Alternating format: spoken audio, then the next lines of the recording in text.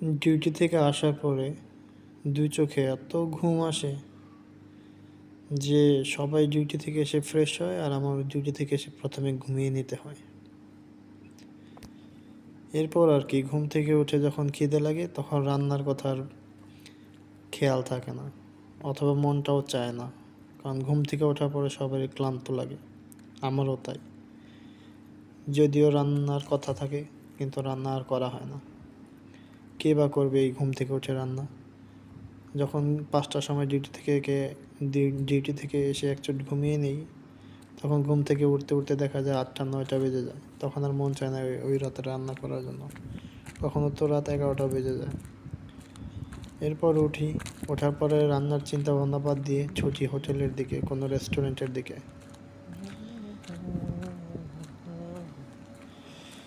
তো ভাবলাম যাই, রাতের খানা তো আর মিস করা যাবে না, কিছু তো একটা খেতে হবে। তো এটা ছিল মাসের শেষ 25 তারিখ। ভাবলাম যেহেতু কাল পরশু স্যালারি চলে আসবে, তো আমি তারপর রিচ হয়ে যাব। তো যাই, তার আগে কিছু টাকা না হয় খরচ করি, যদিও এভাবেই চলে আমার প্রতি মাসে। তো ভাবলাম কোথায় যাব, কাছে কোনো রেস্টুরেন্টে রওনা হলাম।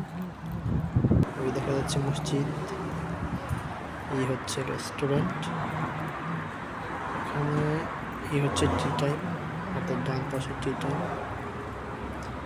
এবং এই হচ্ছে সেই রেস্টুরেন্ট যেখানে আমি আজকে পরিকল্পনা করেছি। নিচে থেকে উপর দিকে যাচ্ছি সিঁড়ি দিয়ে, নিচে গ্রিল, কিন্তু উপরে কোনো জায়গা না পেয়ে আবার ফেরত চলে আসা, কোনো উপায় ছিল না। তো কী করবো, নিচে আসলাম, এরপর আবার উপরে চলে আসলাম। কিছুক্ষণ পরে জায়গা হয়েছে, খালি হয়েছে। তো মেনু দেখতেছিলাম যে কী খাবো, কী খাওয়া যায়। যেহেতু হোটেলে কাজ করি, এমন তো কিছু নেই যে আমি খাইনি, তো সবই আমার কাছে পুরনো, বরঞ্চ এর চেয়ে ভালো ভালো অপশন থাকে হোটেলে।